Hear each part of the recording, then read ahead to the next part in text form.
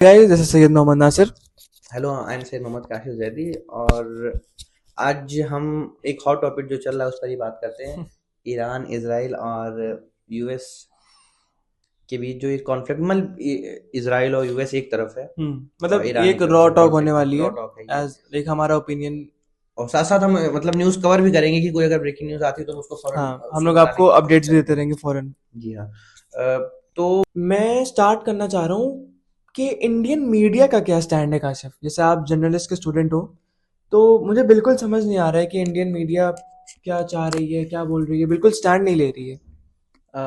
देखिए, आपने पूछा जर्नलिज्म के स्टूडेंट है, बट बेसिक्स ये है कि मीडिया का क्या काम है? न्यूज़ पहुंचाना। न्यूज़ पहुंचाना, रियल रहना, असलियत बताना, उसको रॉ। मैनिपुलेट ना करना। रॉ। द थिंग इज कि रॉ है रही है आप, और आप जो पहुंचा रहे हो वो किसी फैब्रिकेटेड ना हो। यहाँ सबसे और बड़ी, वन साइडेड ना हो। हाँ, वन साइडेड ना हो। यहाँ पर जो मैं अपने पर्सपेक्टिव से देख पा रहा हूँ कि वो ये है कि आप ओपिनियन क्रिएट कर रहे हो। Hmm. You are creating an opinion. For या अगेंस्ट की बात मैं नहीं कर रहा हूँ कि आप ईरान के पक्ष में हो या आप हम्म। ईरान के खिलाफ हो, hmm. Whether you are with the US और whether you are with hmm. The Iranian regime. I am talking about कि आप ओपिनियन क्रिएट कराने के लिए या ऐसी चीजों को क्यों पब्लिश कर रहे हो? हम्म। आप देखिए कि और कहीं ना कहीं एक बायसनेस भी दिख रही है हम लोगों को न्यूज चैनल्स पे। ऑब्वियस सी बात है, जब आप ओपिनियन क्रिएट कराएंगे तो आप किसी के पक्ष में कराएंगे ना, तो हम्म। आप बायसनेस दिखेगी। अच्छा, अभी मेरे सामने जो स्क्रीन पर है वो ये है कि there is no panic in Iran, all shops are open and there are no queues at gas station according to on ground report by CNN. हाँ, हम्म। तो मैंने बताया कि जैसे वो एक रिपोर्ट को वहां पर जा करके कवर कर रहे हैं, हम्म। तो एज अ सीएनएन जर्नलिस्ट वो उस चीज को कवर कर रहा है, तो दिखा रहा है कि वहां पे पैनिक नहीं है या जो भी सिचुएशन वो आप रियल दिखा रहे हो, हम्म। ठीक है। बट मैंने अभी रिसेंटली सोशल मीडिया पर ही एक ऑफिशियल न्यूज चैनल पे देखा था हम्म। कि अ, इजरायली इसराइल में वो रिपोर्ट कर रहा है न्यूज, बट हम्म। उसको जब वो कुछ नोटिस किया गया वहां के सोल्जर्स ने या जो भी आर्मी मैन थे, तो उस रिपोर्टिंग को फौरन वहां पर रुकवा दिया गया। ऐसा क्यों? मे बी उन वहां पर इसराइल की जो हाल थी वो सच दिखा रहा हो, या फिर हम्म। इसराइल के को जो पसंद ना हो वो चीज दिखा रहा हो, इस वजह से हो सकता है कि इसको दिखा रहा हो। और देखिए, ऐसी सिचुएशन में सबसे ज्यादा खतरा हमको किस बात का है? वो ये है कि ये लोग फेक न्यूज बहुत इस सही वक्त बात चल है। रही है, जैसे लिटरली। कि आप लोग देख ही सकते हैं कि हजारों एआई वीडियो जिसमें अटैक हो रहा है, हाँ। जिसमें कुछ हो रहा है और वायरल हो रही है, और लोग उसको सच भी मान रहे हैं, और शेयर कर रहे हैं सच बता के, जिससे बहुत ज्यादा मिस इन्फॉर्मेशन स्प्रेड हो रही है। बिल्कुल, उसको हम वेरीफाई नहीं कर पा रहे हैं। हम्म। आप कितना भी उसको देखें, आप उसको कई ऐसे ऐप्स होते हैं जहां पर आप वीडियो डाउनलोड करके उसमें अपलोड करेंगे हम्म। तो वो बताएगा कि एआई है या नहीं। वो ऐप्स भी नहीं बता पा रहे हैं कि एआई है या नहीं है। सही बात। और मुझे एक और बात याद आ रही आई कि यूएस ने, डोनाल्ड ट्रंप ने इंडिया को स्पेशल अलाउंस दिया है कि वो अब रशिया से तेल खरीद सकता है।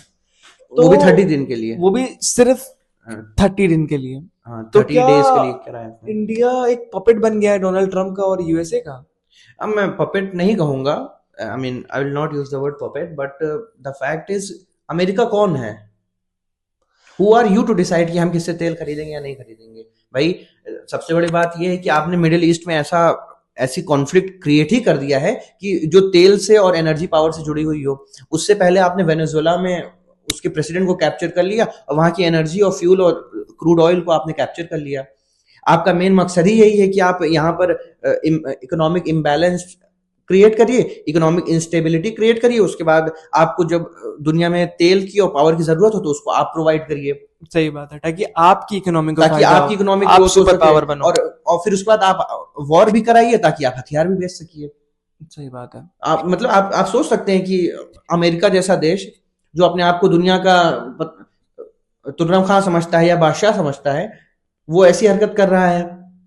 इवन देखिए, और ईरान से नेगोशिएशंस चल रही थी, हम्म। उसके बीच में आपने हमला किया। तो इस इसकी मतलब इसका क्या स्टैंड हो सकता है? ग्लोबली बहुत सी कंट्रीज ने इसका कंडेम भी करा है कि भाई हम्म। नेगोशिएशन टॉक्स मतलब चल रही इस थी। अटैक का कोई मकसद क्या था ये? और मेरे ख्याल से तो ये बहुत ही अच्छे से प्री प्लान्ड अटैक था कि आप किसी के सुप्रीम लीडर को टारगेट कर रहे हो। ऑब्वियस बात है भाई। जब टॉक्स चल रहे हैं उसके इन बिटवीन आप सुप्रीम लीडर को नहीं, टारगेट कर रहे हो। सबसे बड़ी बात ये दी अनएथिकल थिंग वाज कि बिना वॉर डिक्लेयर करे आपने उनके सुप्रीम लीडर को मार दिया। सही बात That है, ये was the heinous international act. Loss के खिलाफ है और कोई इसके बारे में कुछ बोल नहीं रहा है।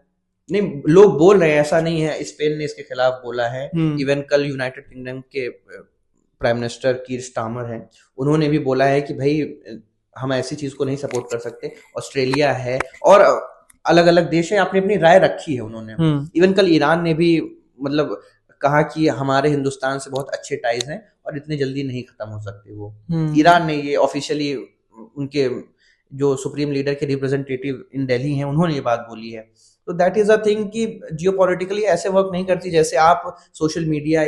और कल ये न्यूज़ सुनी मैंने, देखी कि ईरानियन वॉरशिप जो इंडिया में आई थी परफॉर्म करने के लिए, उसको गिरा दिया गया और इंडिया की तरफ से कोई भी रिस्पांस नहीं था जब तक के प्रेशर नहीं बना, तब तक के लोगों ने, ऑपोजिशन लीडर्स ने प्रेशर नहीं डाला, तब तक के कोई भी उस पे इंडियन मीडिया का, इंडियन राइट विंगर्स का कोई भी स्टैंड नहीं था। देखिए उस पर क्या हुआ वो मैं पूरी बात बता दूं आपको कि हमारे यहाँ पर वहां पे वो जो जहां पर परफॉर्मेंस हुई वहां की आइरिस डेना की, जो ईरान का कॉन्वॉय था, उसकी परफॉर्मेंस विशाखापट्टनम में हुई।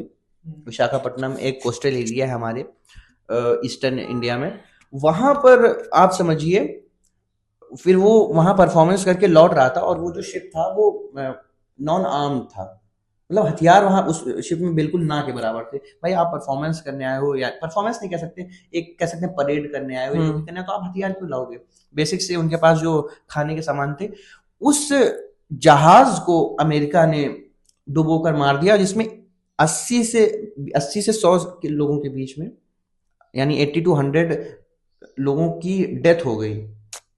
और ये सोचिए पानी में डूबकर मरना कितना दर्दनाक हो सकता है। सही बात है। और उससे दर्दनाक चीज ये थी कि हमारी इंडियन मीडिया ने कंसोल ही नहीं करा ईरान को, ना कोई स्टैंड दिया। बहुत ही प्रेशर पड़ने के बाद जो है गवर्नमेंट बहुत ने ही हमारे उस पे प्रेशर। रिसर्च जारी की, और इवन श्रीलंका ने भी इसमें एक बहुत अच्छा रोल प्ले किया, और उन्होंने दिखाया कि उन्होंने फिर हेल्प करने की कोशिश की, श्रीलंका ने भी।